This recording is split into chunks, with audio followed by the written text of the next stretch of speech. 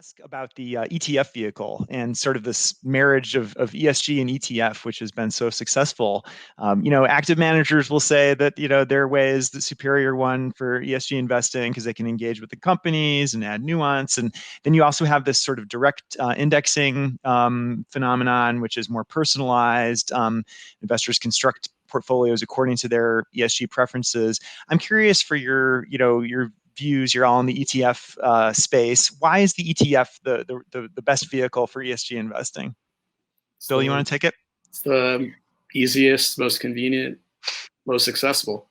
I think just that. I think that's the answer right there. I think there's mutual fund ESG products that have existed for a while. And to Mary's point, ESG is not a new thing. It's been around for quite a while on the kind of the institutional side, but institutions I know participate in certain hedge funds I know actually, are participating in, particularly some of the names in Invesco funds. And Sylvia, love the product that you guys just launched. You guys actually beat us to market on that one. That was a bad day at Wilshire Phoenix because we saw your filing and we spent a little bit of time on the S1 and just set it aside. So,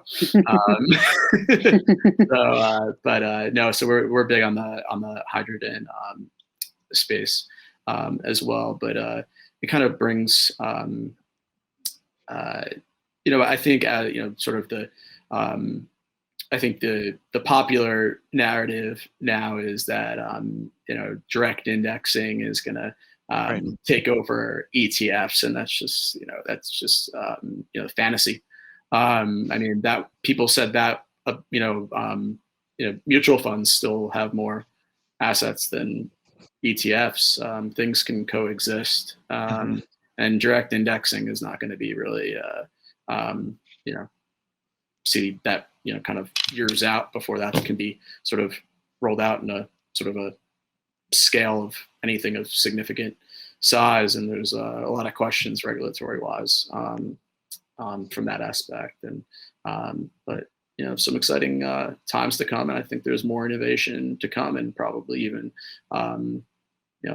more accessible, maybe not more accessible, but different types of ESG strategies that are going to be coming out with, as Sylvia and Renee were pointing out, with the cost of sort of the production going down on either on sort of using the example of hydrogen, but among many other things. I think it's just going to be kind of and with the sort of the new bill that just passed, I think there's just going to be a lot of money pouring in. It's going to be for the greater good of everyone.